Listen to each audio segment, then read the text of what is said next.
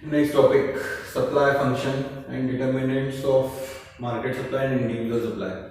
When we talk about supply function, as we already study about the types of supply, in case of there are two types of supply, individual supply and market supply.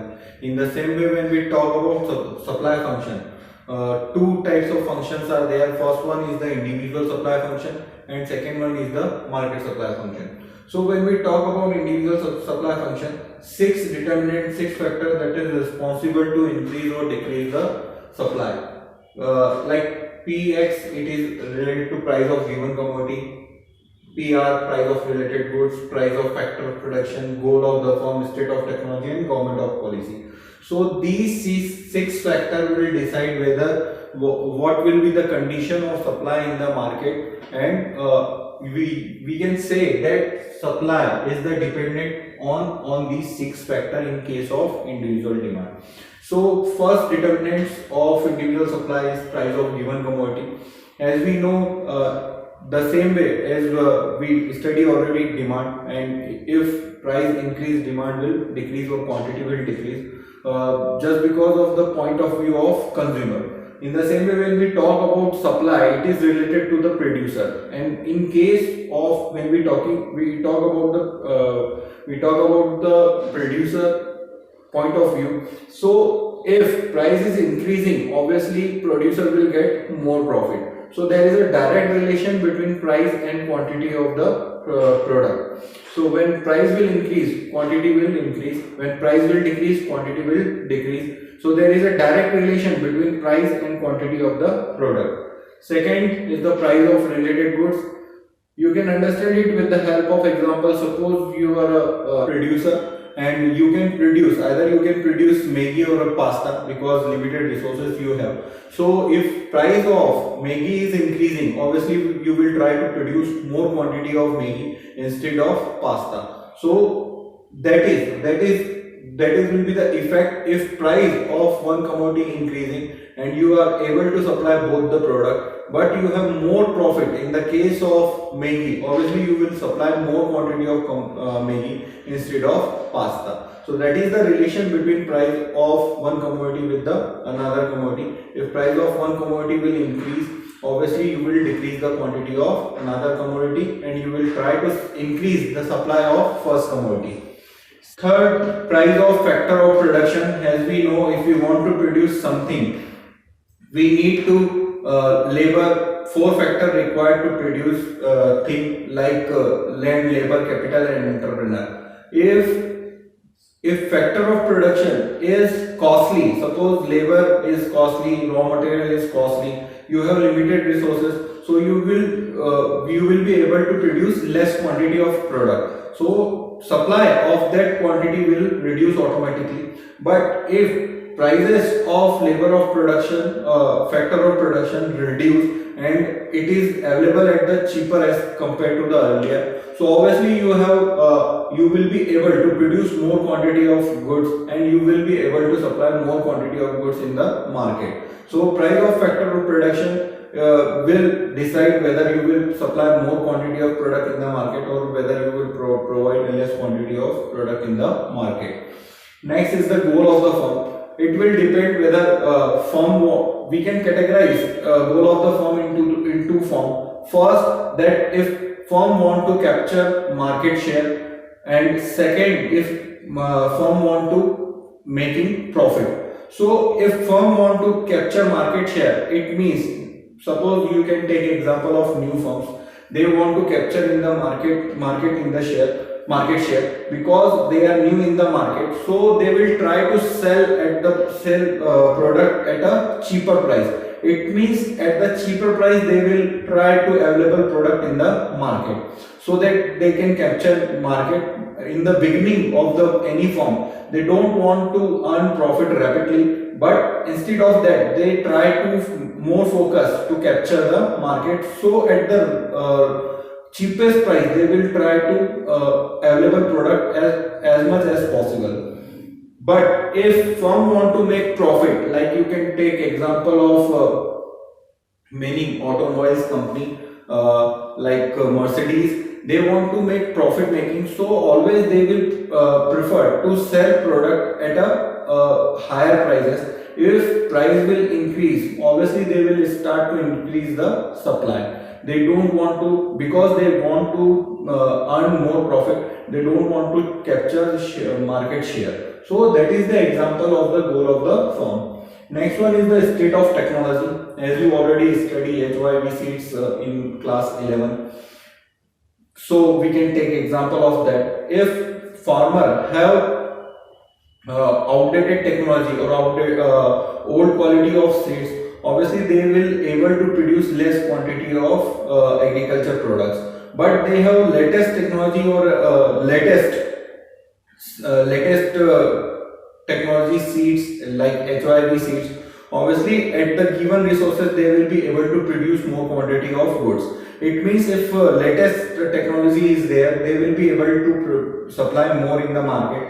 And if outdated technology is there, they won't be able to produce more quantity of goods, and supply in the market will be low. Next is government policy. When we talk about government policies, like you can take example in India, government provides subsidy to the agriculture to the farmers and on the agriculture products. So when government want to increase the production, they will provide subsidy. It means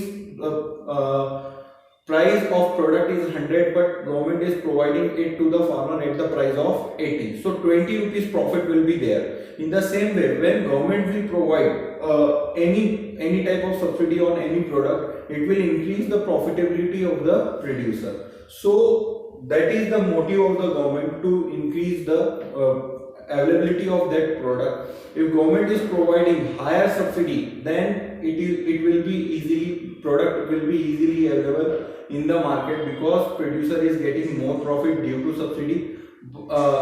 And if government reduce subsidy on that product, it means product will be available at the higher price. It means it will reduce the profitability of the producer. So market supply of that product will reduce automatically. So that is government policy in case of subsidy. But when we talk about if government charge tax or implement tax on any particular product, obviously it will reduce the profitability of the producer. If government charge any kind of tax on any product, it means profitability of that product reduce, and obviously producer won't like to produce that product, because they won't get that much profit as they were getting. So in the case of, if government charge tax, supply of product will reduce. If government provide reduce the tax, then supply of product will increase automatically. Next is market supply function. As we already studied individual supply function, and we already know that market is the group of producer. So when we talk about market supply function, it means all these 6 points or all these 6 determinants will be included in that function. Apart from that, 3 more determinants will be there in case of in market supply function. It means already 6 determinants will be there. Apart from that, 3 more determinants will be there: number of firms in the market, future expectation regarding price, and means of transportation or communication. Because these 3 factors will determine whether supply of market will higher in the market or lower in the market. So 9 factors or 9 determinants will be there to determine market supply. So in case of determinants of market supply, first one is the number of firms in the market. Very simple concept is there, that if we talk about higher number of firm will be there, higher supply will be there, it means higher number of producer in the market, and they will produce product in a higher quantity, and it will supply of that product will be more in the case of market. So number of firm is higher, then supply of product will be higher, and if number of firm is less, supply of product will be lower in the market. Future expectation regarding price. Suppose you are the producer, you think that price of that product will increase. What will we do?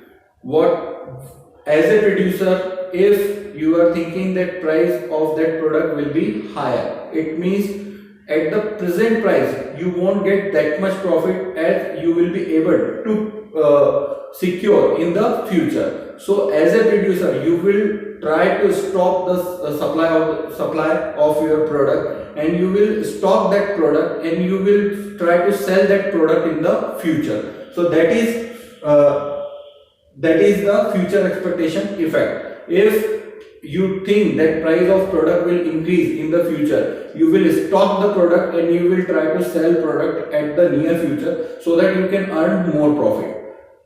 When we talk about in a opposite way, when you are thinking that price of that product will decrease in the future, it means it is possible that in future you may not able to earn that much profit whatever you are earning today. So what will you do? As a producer, you will try to sell your stock.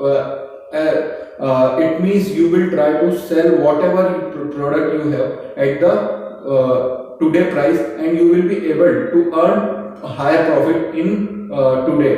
So that is the future expectation regarding price determinants. Last one, means of transportation and communication. It means what is the infrastructure of the country. If infrastructure is good, transportation facility is best, road is good, it means it is easy to transport or transfer your good from one place to another place, from the place of production to the market.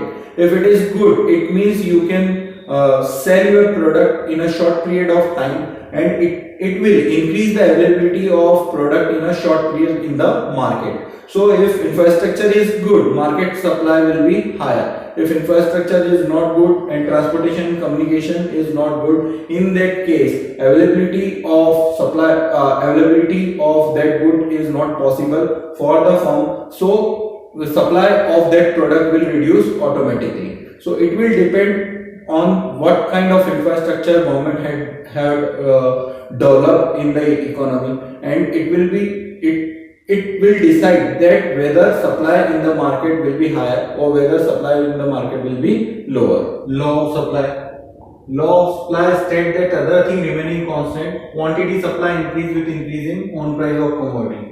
As we already studied law of demand, in case of law of demand, because when we talk about law of demand, it is related to consumer.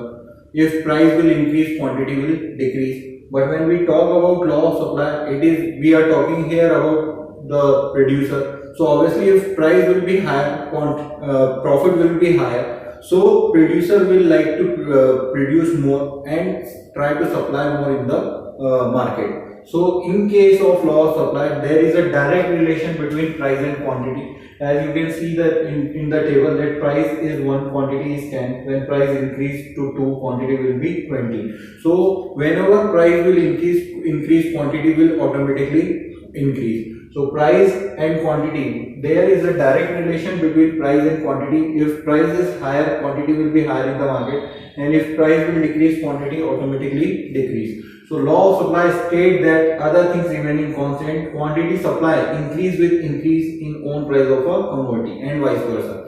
It means price will increase, quantity will increase, and when price decrease, quantity will also decrease. So when we talk about in terms of graph, or we plot these numbers on a graph, so we will get that at the price of 1, quantity is 10. At the price of 1, quantity is 10. At the price of 2, quantity is 20. At the price of 3, quantity is 30. At the price of 4, quantity is 40. So when we plot graph, or when we join all these points,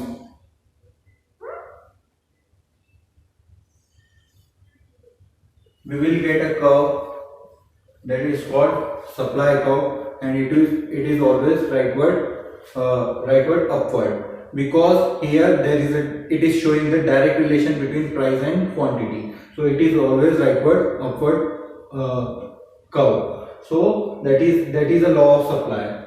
When we talk about any theory in economics, always some assumption is there. In case of law of supply, the only assumption is that only there will be change in the price of the given commodity. Apart from that, all the determinants will remain constant. It means no change in the price of related goods, no change in price of factor of production.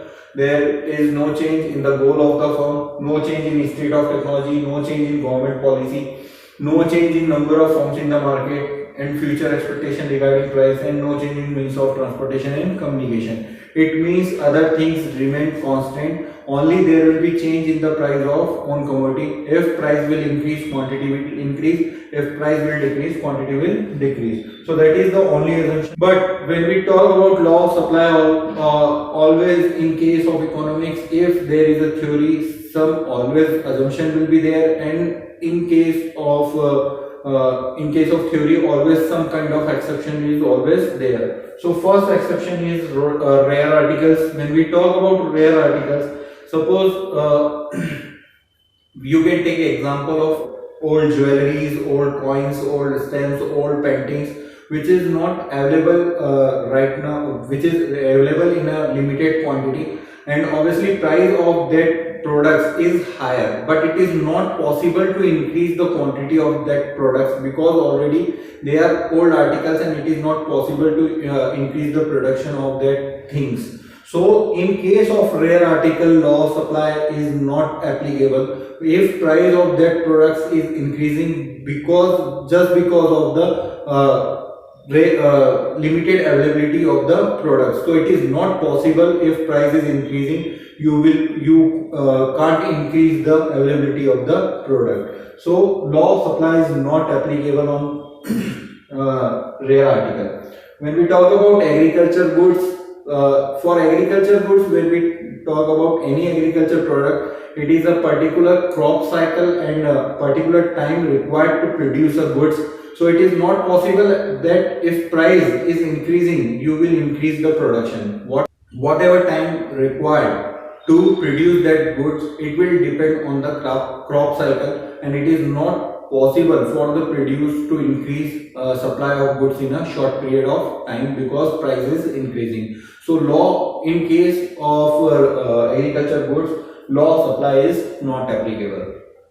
Third one is the perishable goods. When we talk about perishable goods, the best example, whenever you will visit vegetable market, in the morning you will get product at a higher price for green vegetables, but in the evening, whenever you visit to the market, whatever product price, it will decrease automatically. Seller will try to sell the product at the lowest price because they know it is not possible to sell that product in the next day. It is a highly perishable goods, and product will be they will try to sell their product at a cheaper price.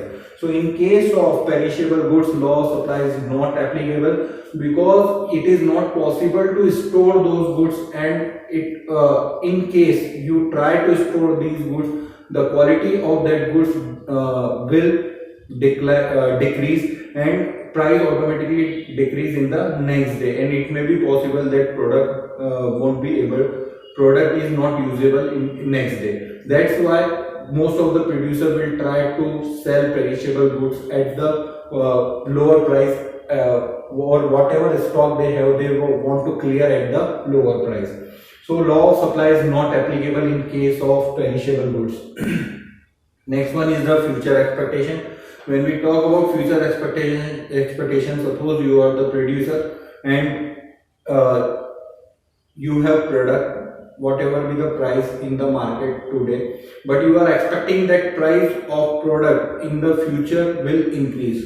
So what will you do? It means if price of that product increase in the future, it means you will be able to secure more profit in the future.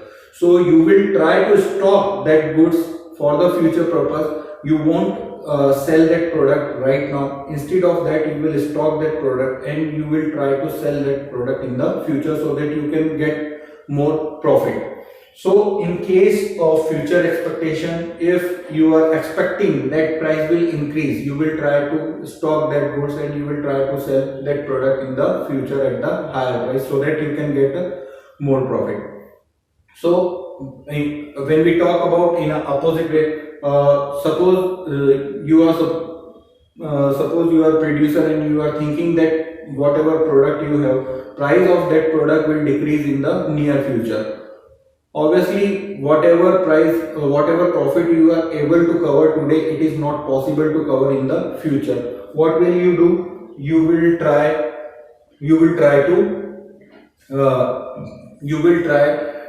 sell that product at today or right now so that you can secure maximum profit.